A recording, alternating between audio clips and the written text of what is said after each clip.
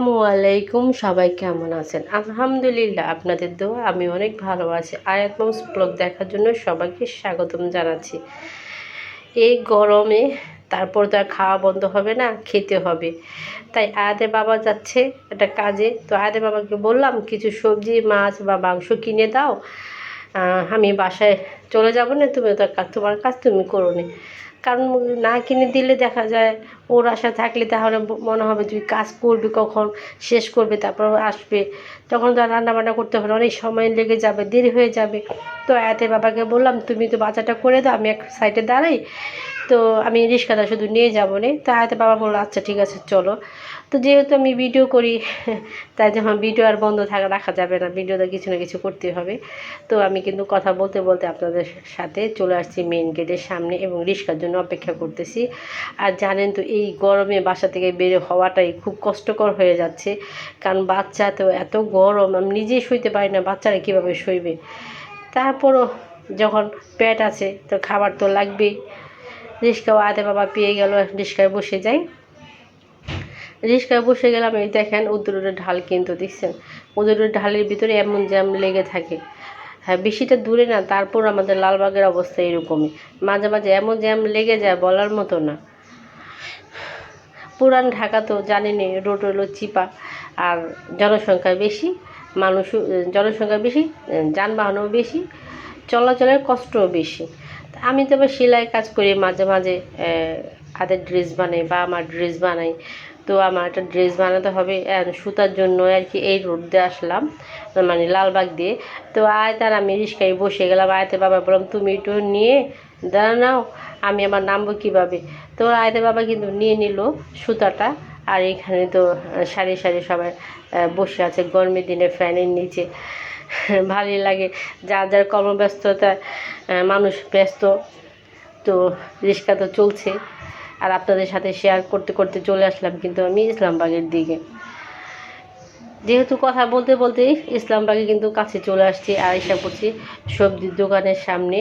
তো সবজি নিব, কি সবজি নিব সেইটাই এখন দেখতেছি। আয়াতের জন্য সবজি গাজর নিতে হবে, টমেটো, শসা নিব আমার জন্য।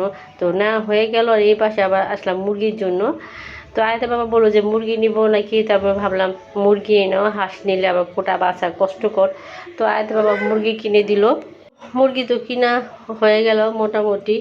তো আয়াতের বাবা বলতেছে মুরগি এইখানে কিনলো, অন্য এক দোকানে হয়তো পরে আবার যায় কিনবে, কারণ এখান থেকে যেটা নেওয়া সেটা নিছে। আর আয়াত সোনাকে সাথে সাথে কিন্তু আমি মুরগিগুলো দেখাচ্ছি, এই যে মুরগিগুলা, কারণ আয়াতের সবগুলো এখন রাস্তায় বের হলে আস্তে আস্তে তাকে বলি এটা সেইটা। এই যে এইখান থেকে কিছু মশলা নিলাম, আর এই দোকান থেকে আবার এসে সবজি নিলাম। তো আয়াতের বাবা নিচ্ছে আর আমি পিছন দিকে ভিডিও করতেছিলাম আর কি। আর এই পাশে কিন্তু একটা গরু আছিল দাঁড়া করানো, হয়তো রাত্রেবেলা জব করবে নাকি দিনের বেলা জানি না, যাই হোক আমি তো বিকালবেলা বের হয়েছি। আয়াত সোনাকে দেখা যায় আবার নিয়ে আসলাম, কারণ আয়াতের বাবা তো মুরগি কিনতেছে। তো আমি এখানে এই পাশে এসে আয়াতের আবার গরু দেখানো শুরু করলাম। যেহেতু আয়াতের বাবা করতেছে বাজার, তো আমি এক সাইডে দাঁড়িয়ে আমার কাজটা আমি আবার করতেছি। তো এখানে একটু মাছের এদিকে চলে যায়, আর একটু চিংড়ি মাছ নিতে হবে। আয়াতের বাবা তো সব রকমের মাছ খায় না, জানেন, বেছে বেছে মাছ খায়, তবে চিংড়ি মাছটা বেশি পছন্দ করে। তো আয়াতের বাবা বললো তো আমি তো মুরগি নিচ্ছি, তুমি যা দেখো তো চিংড়ি মাছ আছে কিনা। তো আমি আবার দেখলাম যে বাজার কিন্তু হালকা হয়ে গেছে, আগেই বলেছিলাম যে আমি বিকেলবেলা কিন্তু বের হয়েছি, তেমন একটা মাছ নাই। তারপরে চিংড়ি মাছটা পেলাম, এই চিংড়ি মাছটাই আমি নিব আয়াতের জন্য আর কি। এই মাছ তো আয়াতের বাবা কোনোভাবেই খাবে না, রুই মাছ। তো মোটামুটি আমার মুরগি মানে মাছ কিনা হয়ে গেছে, চিংড়ি মাছ, কারণ আমি চিংড়ি মাছ পেয়েছিলাম, ওইটাও কিনে ফেলেছি। এই মুরগি দোকানে এখানে আসছিল ড্রেসিং করার জন্য, ওই দোকানে ড্রেসিং করার জন্য মেশিন ছিল না। আমি বললাম মুরগিটা কেটে আমার একটু করে দেন, পরিষ্কার করে দেন। তো এখানে পরিষ্কার করে নিচ্ছি। আর যে মুরগি আয়শোনাকে দেখাচ্ছে, জানেন তো আয়শোনাকে নিলে আয়শোনা এগুলো পশু মানে মুরগি, গরু এগুলো দেখলে খুব পছন্দ করে। রাস্তাতে যে চলাফেরা করি না তখনই কিন্তু ক্যাট বা ডগ দেখলে আজকে বলি আয়শোনা এই দেখো দেখ, এই সে আবার গুনে ফেলে একটা দুটো এটা করে। আর এই দোকান থেকে আমি নুডলস নিব আয়াতের জন্য, আয়াতে আবার নুডলস খায় মাঝে মাঝে, এখন আবার বাসায় নুডলস শেষ হয়ে গেছে। তো আয়াতে বাবা তো বাজার করতেছে, আমি আগে থেকেই বলতেছি। তো আয়াতে বাবা দেখি এখানে অনেকখানি বাজার করছে আর নুডলস নিয়ে নিল। তবে বাজার কাজ শেষ। সবাইকে অনেক অনেক ধন্যবাদ। আসসালামু আলাইকুম।